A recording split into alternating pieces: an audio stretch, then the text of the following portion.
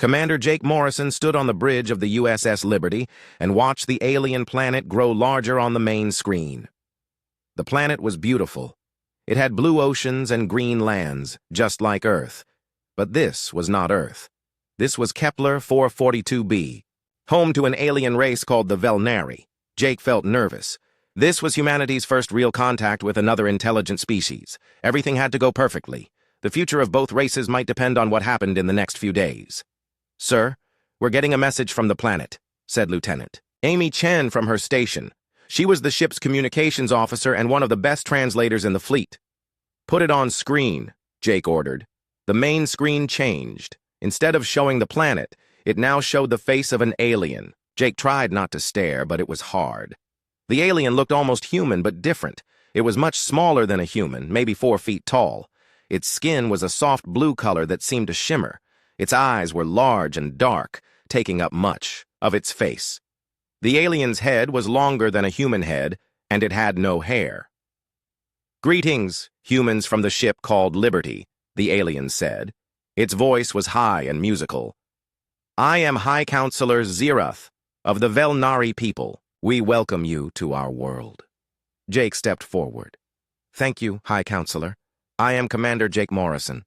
We come in peace, hoping to learn about your people and share knowledge." The alien's skin changed color slightly, becoming a brighter blue. Jake wondered what that meant.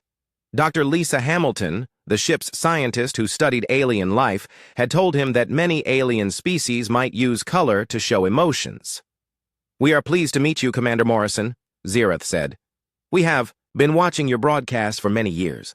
We have learned much about human culture. We would like to invite you and your team to visit our capital city tomorrow." "We would be honored," Jake replied.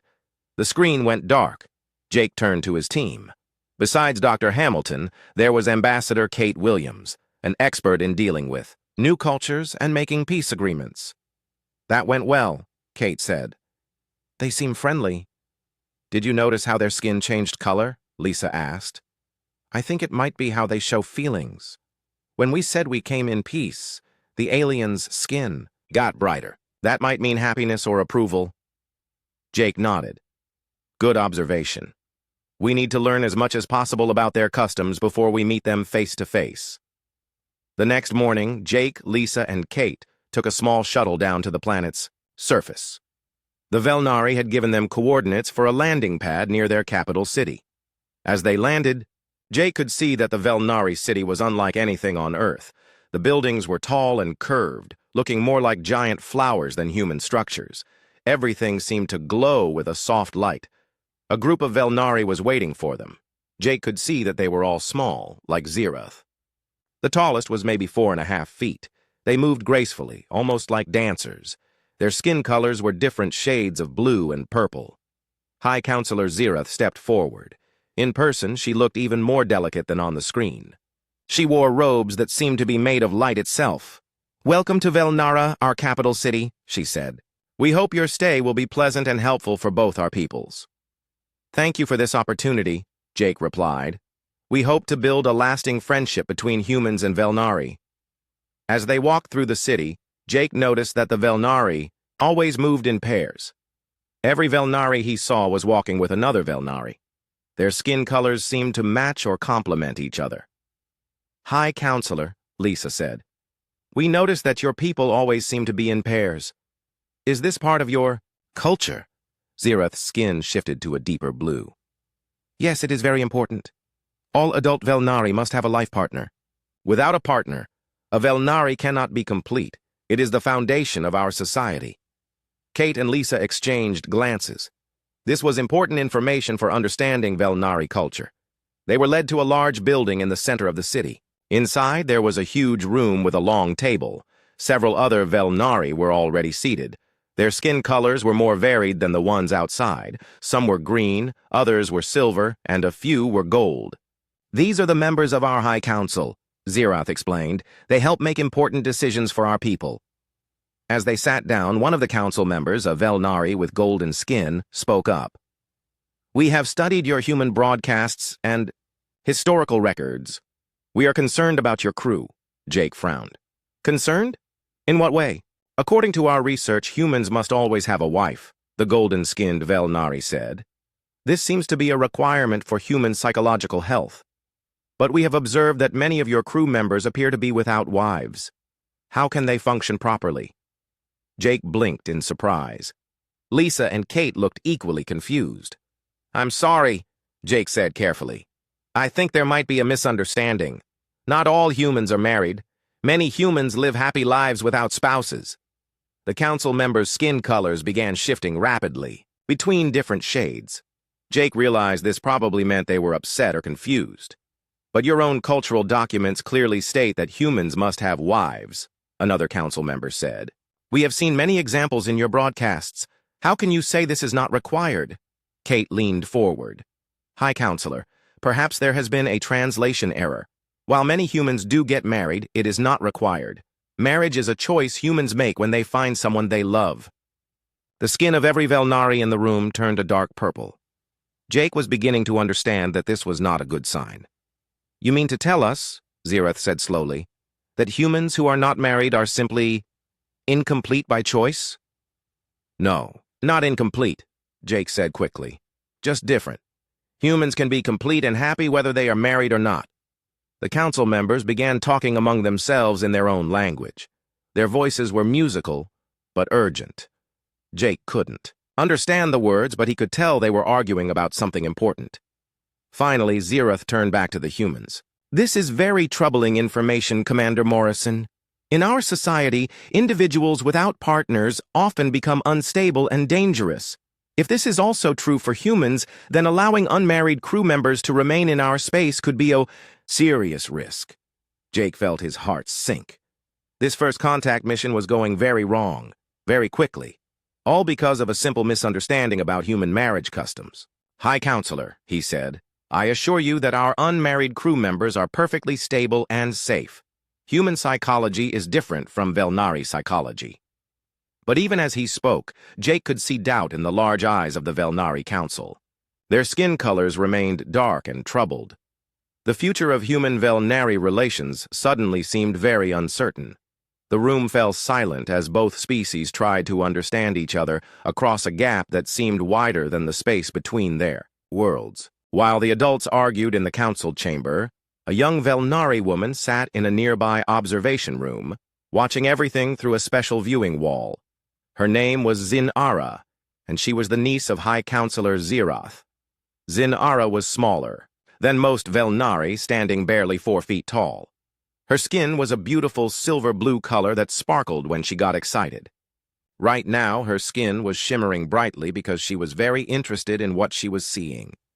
For months, ever since the human ships had been detected approaching their system, Zin-Ara had been studying everything she could about human culture. She had watched thousands of hours of human broadcasts. She had read human books that had been translated into Velnari language. She had even taught herself to speak basic English. Unlike the other Velnari, Zin-Ara thought the humans were fascinating. She loved how different they were from her own people. Humans seemed to make choices based on feelings rather than rules. They created art for beauty rather than function. They explored space not because they had to, but because they wanted to. As she watched the council meeting, Zin-Ara could see that both sides were getting more upset. The humans looked confused and worried. The Velnari council members' skin colors were getting darker by the minute. This was not going well. Zin-Ara had been afraid this would happen. She understood human culture better than anyone else on the planet. She knew that human marriage was different from Velnari bonding. But she also knew that her people would never accept this difference easily. The young Velnari woman made a decision that would change everything. She stood up and walked quickly to the council chamber.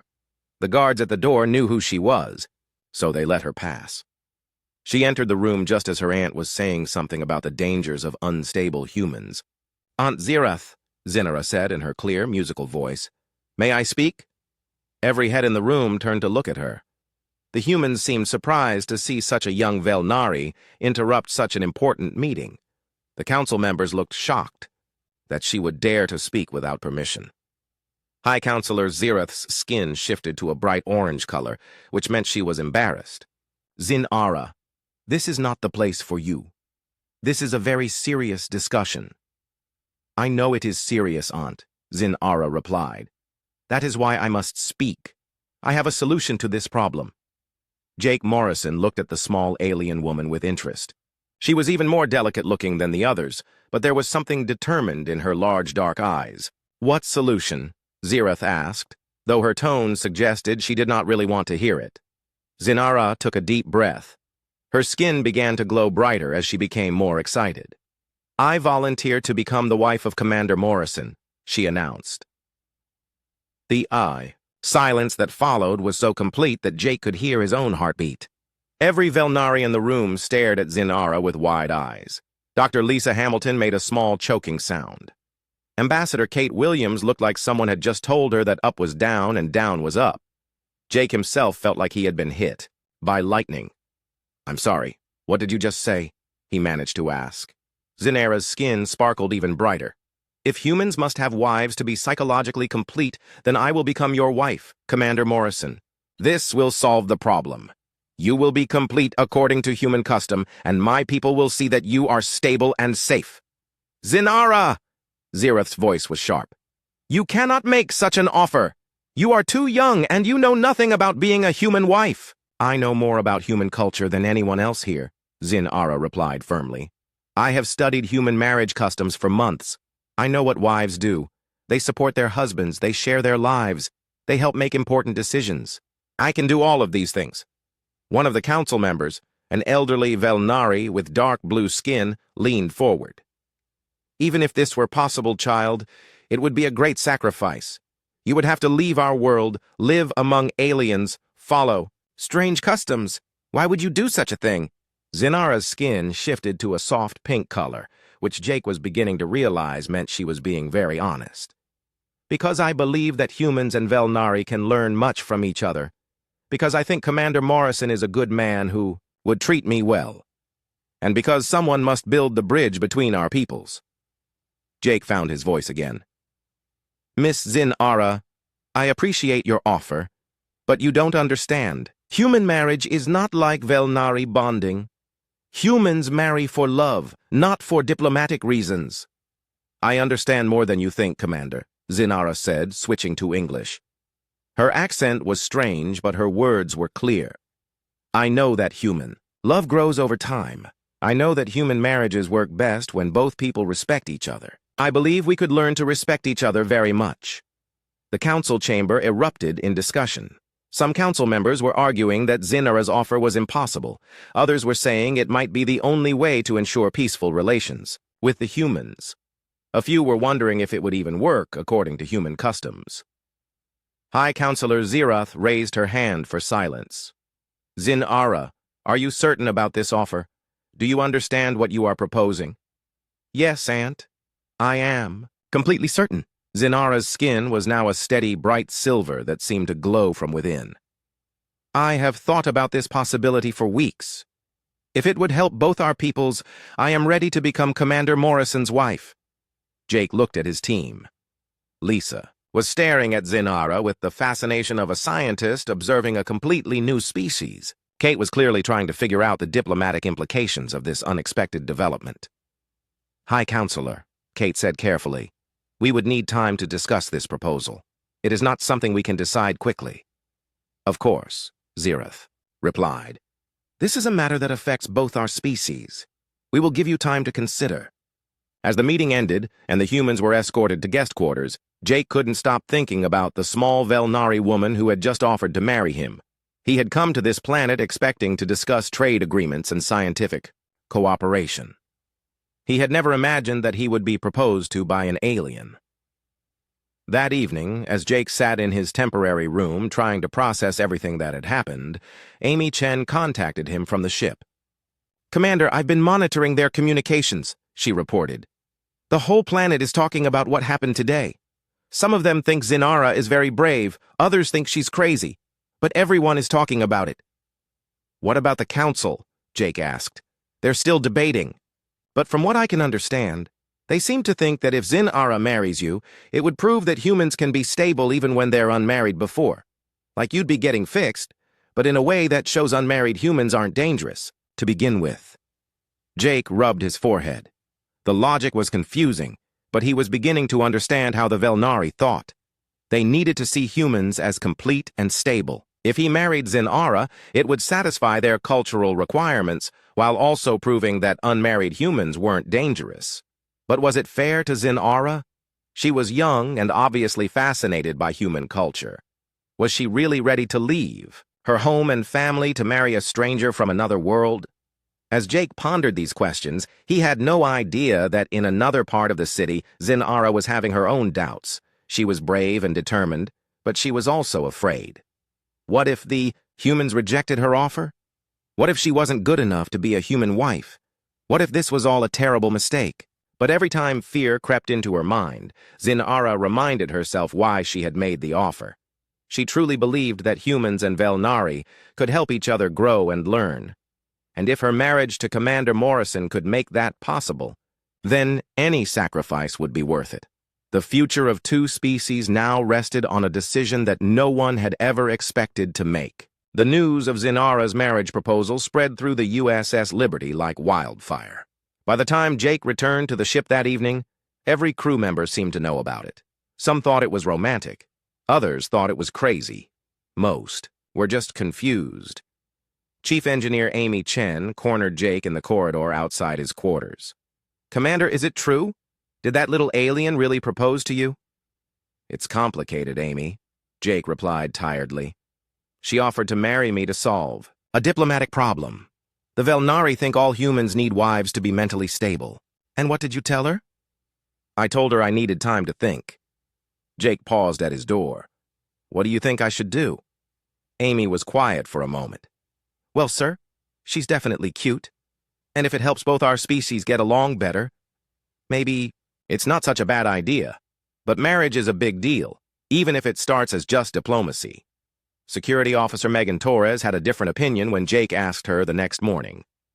"Commander, with respect, this seems like a terrible idea. You don't know anything about this alien. What if she's dangerous? What if this is some kind of trap?" "Megan, she's 4 feet tall and weighs maybe 90 pounds, Jake pointed out. "Size doesn't matter if she has alien diseases or secret weapons. Or who knows what," Megan replied stubbornly. Dr. Lisa Hamilton was more interested in the scientific possibilities. "Jake, this could be an incredible opportunity to study Velnari culture from the inside. If Zinara comes to live on our ship, I could learn so much about their biology, their psychology, their social structures." "Lisa, I'm not going to marry someone just so you can study her," Jake said. "Of course not. But if you do decide to go through with this, think of all the knowledge we could gain. It could benefit both species for generations." Ambassador Kate Williams was thinking about the bigger picture. "Commander, the truth is that we need this alliance to work. The Velnari have technology we could use, and we have things they want. If this marriage proposal is what it takes to build trust between our peoples, we have to consider it seriously." "But what about Zinara?" Jake asked. "Is it fair to her? She's young and she doesn't really understand what human marriage means." "Maybe not," Kate admitted. "But she seems intelligent and determined, and she's the one who made the offer. We're not forcing anything on her." While the humans debated, Zinara was having her own conversations on the planet below. Her family and friends were divided about her decision. Her cousin Talwyn, a male Velnari with green-tinted skin, thought she was making a mistake. "Zinara, humans are so different from us. They're big and loud, and they don't understand proper social behavior. How can you live with such a creature?" "Commander Morrison is not loud or rude," Zinara replied. "He is quiet and thoughtful, and he is handsome in a strange alien way. But he doesn't love you," Talwyn pointed out. "Among our people, even arranged partnerships are based on compatibility and affection. This human barely knows you exist." Zinara's skin shifted to a pale blue, showing that she was sad. "You are right that he does not love me now. But humans are capable of learning to love. I have studied their culture. Many of their strongest marriages began as friendships. Her friend Kira Eth, a female Velnari who worked as a teacher, was more supportive. I think you are very brave, Zinara. Someone has to be the first to bridge the gap between our species. Why not you?" "But what if I fail?" Zinara asked. "What if I cannot learn to be a good human wife?" What if Commander Morrison decides he does not want me? Then you will have tried something that no one else was willing to try, Kirath replied. That is not failure, that is courage. High Counselor Zirath was still not happy about her niece's decision. She called Zin-Ara to her private chambers that evening. Child, I know you think you are helping our people, but I am worried about you, Zirath said. You are my sister's daughter. I promised to protect you after she died. How can I let you go live among aliens? Aunt? You can protect me best by supporting this marriage, Zin-Ara replied. If the humans reject me, they might reject all of us. But if Commander Morrison accepts me as his wife, it will create a bond between our species that cannot be broken. Zirath's skin shifted through several colors as she struggled with her emotions. And what about children? Human and Velnari biology may not be compatible. You might never have the offspring that every Velnari desires. Dr. Hamilton thinks it might be possible with medical help, Zin-Ara said. But even if not, there are other ways to build a family. Humans sometimes adopt children who are not biologically theirs, and there will be other Velnari who marry humans in the future. Our children could learn from each other. You have thought about this very carefully, Zirath admitted. Yes, Aunt. This is not a sudden decision. I have been preparing for this possibility since we first detected the human ships. The next day, the humans returned to the planet for another meeting. This time, Zin-Ara was officially invited to attend. She sat beside her aunt, wearing her finest robes, which were made of a material that seemed to capture and reflect light. Jake noticed that Zin-Ara looked nervous. Her skin color kept shifting between silver and pale blue. He realized that she was probably as uncertain about this whole situation as he was. Commander Morrison, High Counselor Zirath began, have you considered my niece's proposal? We have. Discussed it extensively, Jake replied. Before I can give you an answer, I would like to speak with Zin-Ara privately. If she is going to be my wife, we should get to know each other better. The council members looked uncertain about this request, but Zirath nodded. That is reasonable. Zin-Ara, you may speak with Commander Morrison alone, but remember that you are representing all Velnari. Jake and Zin-Ara were taken to a small garden behind the council building. It was beautiful, filled with plants that glowed softly in the afternoon light. They sat on a bench beside a fountain that made musical sounds instead of splashing. Zin-Ara, Jake began, why do you really want to marry me? Not the diplomatic reasons, the personal reasons. Zin-Ara was quiet for a long moment. Her skin cycled through several colors before settling on a soft pink. I have always been different from other Velnari, she said finally. I ask too many questions. I want to explore and learn new things. Most of my people are content with our traditional ways, but I dream of seeing other worlds, meeting other species. And you think marrying me will give you that opportunity? Yes. But also, she paused, searching for the right words. I have studied you, Commander Morrison. You are kind to your crew. You try to understand other cultures instead of judging them. You came here in peace, even though we are strangers. I believe you would be a good husband, even if our marriage begins as friendship rather than love. Jake felt something tighten in his chest. This young alien woman had given more thought to their potential marriage than many humans gave to their actual marriages. What if I'm not what you expect? He asked. What if living with humans is harder than you think? Then I will learn and adapt, Zin-Ara replied simply. That is what marriage is it not? Two people learning to live together, to support each other, to grow together. Jake looked at this small, brave alien woman and felt something shift inside him. She wasn't just offering to marry him for diplomatic reasons. She was offering to trust him with her life, her future, her dreams. Zin-Ara, he said softly, if we do this, I promise I will do my best to be a good husband to you. Not just a diplomatic partner, but a real husband. Her skin burst into brilliant silver sparkles. Do you mean it? You will accept my proposal? Yes, Jake said, surprised by his own certainty. I will marry you, Zin-Ara of the Velnari, if you'll have me. The joy that spread across her delicate features was brighter than any star Jake had ever seen. In that moment, he realized that this marriage might have started as a diplomatic solution, but it was already becoming something much more meaningful. As they walked back to the council chamber hand in hand, Jake couldn't help but smile. He had come to this planet as an explorer and diplomat. He was leaving as a groom.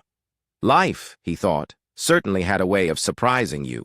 The wedding ceremony was held 3 days later in the Great Hall of the Velnari capital. It was unlike anything Jake had ever experienced. The Velnari had combined their traditional bonding rituals with human marriage customs that Zinara had learned from her studies. Jake wore his best-dressed uniform, while Zinara was dressed in robes that seemed to be made of liquid starlight. As they stood before High Counselor Zirath, Jake couldn't help but notice how tiny his bride looked next to him. The top of her head barely reached his chest. The ceremony itself was beautiful. Both species had gathered to witness this historic moment. The Velnari sang in harmonious voices that sounded like crystal bells, while the human crew applauded at the appropriate moments. When Jake and Zinara exchanged vows, promising to support and protect each other across the vast differences between their species, there wasn't a dry eye in the hall. "By the laws of both our peoples," Zirath announced, "I declare you husband and wife. May your union bring peace and prosperity to both humans and Velnari." As Jake kissed his new wife's forehead, her small size making a traditional kiss awkward, he felt a mixture of hope and terror. He was now married to an alien being he had known for less than a week. But looking into Zinara's large, trusting eyes, he felt that maybe this crazy situation might actually work out. The real challenge began when Zinara moved aboard the USS Liberty. The ship's crew had done their best to prepare quarters for her, but everything was designed for beings much larger than a 4-foot-tall Velnari. Amy Chen had worked for 2 days straight to modify the furniture and controls in Jake and Zinara's shared quarters. "I made everything adjustable," Amy explained, as she showed Zinara around their new home. "The bed can be lowered for you, the desk can be raised or lowered, and I installed handholds so you can reach the higher shelves." Zinara's skin glowed with appreciation. "Thank you, Amy. You are very kind to help me." "No problem. We're all family here on the Liberty, and now you're family too." But adjusting to life on a human ship was harder than Zinara had expected. Everything was bigger, louder, and faster than she was used to. The corridors that seemed normal to humans felt like vast highways to her. The dining hall was overwhelming, filled with the voices and laughter of 60 crew members. On her 3rd day aboard the ship, Zinara got lost trying to find the science lab where Dr. Hamilton had invited her to observe some experiments. She wandered the corridors for an hour, too embarrassed to ask for help. Finally, she sat down in an empty corridor and began to cry. That was where Megan Torres found her. The security officer knelt down beside the tiny alien woman. "Hey, what's wrong?" "I am lost," Zinara admitted, her skin turning a dark blue color. "I cannot find the science lab. I cannot reach the computer panels to ask for directions.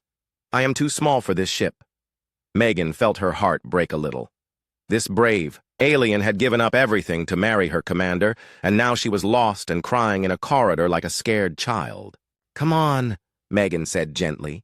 "I'll take you to the lab, and tomorrow I'll give you a complete tour of the ship. We'll make sure you never get lost again." As they walked, Megan asked, "Are you sorry you married Commander Morrison? Are you regretting leaving your home?" Zinara considered the question carefully. "Sometimes I am scared," she admitted. "Everything here is so different. But I am not sorry. Jake is kind to me. He makes sure I have everything I need. He listens when I talk about Velnari culture, and he tells me about human customs. I think we are becoming friends." "That's good," Megan said. "Marriage should start with friendship." "Is that how human marriages work?" Zinara asked eagerly. She was always curious about human culture. "The best ones do," Megan replied. "Love can grow from friendship and respect. Give it time." Dr. Hamilton was delighted to have Zinara in her lab. The young Velnari was incredibly intelligent and asked fascinating questions about human biology and psychology. In return, she shared information about Velnari science and medicine. "Your people's color-changing skin is amazing," Lisa said as she ran a medical scanner over Zinara's arm. "It's not just emotional expression, is it? I think it might be a form of empathic communication." "You are very smart, Dr. Hamilton," Zinara replied. "Yes, we can sense each other's emotions through our skin colors and patterns. It makes lying or hiding feelings almost impossible." "Can you sense human emotions?" Lisa asked, fascinated. "A little bit. Humans show emotions differently, but I am learning to read your facial expressions and body language. Jake becomes very still when he is worried. You touch your hair when you are excited about a new discovery. Megan crosses her arms when she is protecting someone," Lisa laughed. "You're already reading us better than we read each other." As the weeks passed, Jake and Zinara developed a comfortable routine. They had breakfast together every morning, sharing news from their respective worlds. Jake taught Zinara about human history and literature, while she told him stories of Velnari exploration and discovery. In the evenings, they would walk through the ship's observation deck, looking out at the stars. These were Jake's favorite times. Zinara would point out constellations that were visible from her homeworld and tell him the Velnari stories about them. In return, Jake shared human myths about the stars. "Do you miss your home?" Jake asked one evening as they watched a distant nebula paint the darkness in shades of purple and gold. "Yes," Zinara said honestly. "I miss my aunt and my friends. I miss the singing gardens and the crystal caves. But I do not regret coming here with you. Even though we're not... this isn't exactly a normal marriage," Jake said awkwardly. Zinara's skin shifted to a soft pink color. "Jake, what is normal? Your people marry for love, but they also divorce when love fades. My people bond for compatibility, but sometimes those bonds become prisons. Perhaps what we have is better. A partnership based on respect and choice." "Is that enough for you?" Jake asked. "Respect and choice?" Zinara was quiet for a long moment. "I hope that someday it will become more," she said finally. "But for now, it is enough. You are a good man, Jake Morrison. You make me feel safe and valued. That is more than many marriages have." Jake felt a warmth in his chest that had nothing to do with the ship's heating system. Somewhere along the way, his diplomatic marriage had become something real. He cared about this small, brave alien woman. He wanted her to be happy. He wanted to protect her and support her dreams. Maybe it wasn't love yet, but it was definitely more than just friendship. 1 month after the wedding, the USS Liberty received a message from Earth. Admiral Sarah Blake, Jake's superior officer, wanted a full report on the mission and the marriage. "Commander Morrison," the Admiral's voice crackled through the communication system, "I understand congratulations are in order. How is married life treating you?" Jake glanced at Zinara, who was sitting beside him during the call. She had insisted on being present for all official communications. "Very well, Admiral. Zinara has been an invaluable help in establishing relations with the Velnari. She's also become a valued member of our crew." "I'm glad to hear it. And Mrs. Morrison, how are you adjusting to life among humans?" Zinara's skin sparkled with pleasure at being addressed by her new human name. "I am learning much, Admiral Blake. Humans are more complex and interesting than I expected. I hope to visit Earth someday and learn even more." "That can certainly be arranged. In fact, that's part of why I'm calling. Command wants both of you to return to Earth for debriefing and to help establish formal diplomatic protocols with the Velnari." Jake felt Zinara's small hand slip into his. "When would we be expected to return?" he asked. "In 3 months. That should give you time to wrap up your current mission and prepare for the journey." After the call ended, Jake turned to his wife. "Are you ready to see Earth?" Zinara's entire body seemed to glow with excitement. "Oh, yes, Jake. I want to see where you grew up, to meet your family, to learn about your world. This is more than I ever dreamed possible when I made my proposal." Looking at her joy, Jake realized that he was looking forward to showing her his home almost as much as she was looking forward to seeing it. Somewhere in the past month, Zinara had stopped being just his diplomatic wife and had become someone truly special to him. The future was full of possibilities, and for the first time since this whole adventure began, Jake was excited to explore them all with his small, remarkable alien bride. 6 months later, Jake stood in the garden behind his childhood home in Colorado, watching his wife play with his 8-year-old niece, Emma. The sight still amazed him. Zin-Ara, with her silver-blue skin sparkling in the afternoon sunlight, was teaching Emma how to make flower crowns using a technique from her homeworld. "Like this, Aunt Zin?" Emma asked, carefully weaving wildflowers together.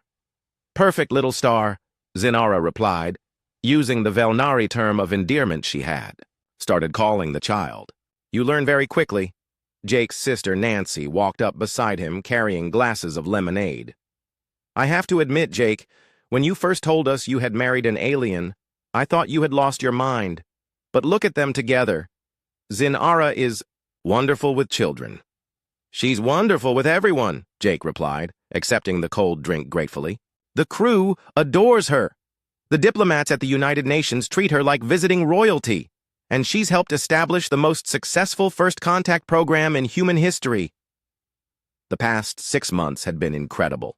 After returning to Earth, Jake and Zin-Ara had spent 3 months in debriefings and cultural exchange programs. Zin-Ara had been fascinated by everything she saw, from the Great Wall of China to the Amazon rainforest to the bustling streets of New York City. More importantly, her marriage to Jake had opened the door for unprecedented cooperation between humans and Velnari. Trade agreements had been signed. Scientific exchange programs had been established. There was even talk of joint exploration missions to other star systems. "Commander Morrison?" a familiar voice called from the back door of the house. Jake turned to see Dr. Hamilton approaching with a tablet in her hands. "Sorry to interrupt your leave, but I thought you'd want to see this." "What is it, Lisa?" Jake asked. "The final report on the human Velnari compatibility study," Lisa replied with a grin. "The one Zin-Ara volunteered for last month." Jake felt his heart skip a beat. For weeks, he and Zin-Ara had been wondering if it would be possible for them to have children together. The biological differences between their species were significant, but recent advances in genetic therapy had made some previously impossible things possible. "And?" Jake prompted when Lisa didn't continue immediately. "And it's good news. With some medical assistance, human Velnari reproduction is not only possible, it's likely to produce healthy offspring with the best traits of both species. The children would be about human size, but with enhanced empathic abilities from the Velnari side." Jake looked over at his wife, who was now braiding Emma's hair while telling her a story about flying whales on the Velnari homeworld. "Does Zin-Ara know yet?" "I wanted to tell you both together," Lisa said. "But Jake, there's something else. The Velnari High Council has sent a formal request. They want to establish a permanent diplomatic mission on Earth, and they want Zin-Ara to be the head ambassador." Jake blinked in surprise. "Ambassador? But she's so young." "She's also the most qualified person for the job," Lisa pointed out. "She understands both cultures better than anyone. She's already proven she can bridge the gap between species, and the fact that she's married to a human gives her credibility with both sides."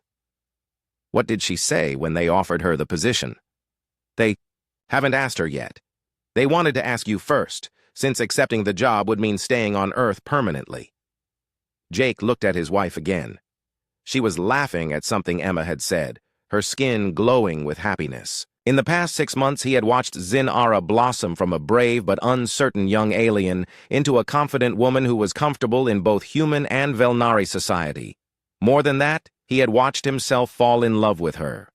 It had happened. Gradually, through shared meals and long conversations, through watching her discover human culture with endless curiosity, through seeing her kindness toward everyone she met, what had started as a diplomatic marriage had become something real and deep and lasting. "Lisa," Jake said quietly, "I need to talk to my wife." That evening, after Emma had gone to bed and Nancy had retreated to her own room, Jake and Zin-Ara sat together on the back porch, looking up at the stars. The summer air was warm and filled with the sound of crickets. "Jake," Zin-Ara said softly, "you have been quiet all day. Is something wrong?" "Not wrong," Jake replied, "but there's something we need to discuss." He told her about the ambassador, position, and the possibility of having children together. Zin-Ara listened quietly, her skin shifting through various shades of blue and silver as she processed the information. When he finished, she was quiet for a long moment. "What do you think I should do?" she asked finally. "That depends," Jake said. "Do you want to stay on Earth? Do you want to be an ambassador? Do you want to have children with me? Yes to all. 3 questions, Zinara replied without hesitation. But only if you want the same things. Jake took her small hands in his larger ones. Zinara, 6 months ago, I married you to solve a diplomatic problem. I thought I was doing my duty to both our species. I never expected to fall in love with you. Her skin burst into brilliant silver sparkles. You love me? Yes, Jake said simply. I love your curiosity and your courage. I love how you see wonder in everything around you. I love how you make everyone feel special and valued. I love how you've made me a better person just by being yourself. Oh, Jake, Zinara whispered, tears glittering in her large eyes. I have loved you for months, but I was afraid to tell you. I thought maybe you only saw me as a diplomatic obligation. Never, Jake said firmly. You're my wife, my partner, my best friend. And if you want to be Earth's first Velnari ambassador, I'll support you completely. And children? Zinara asked shyly. Do you really want to have children with me?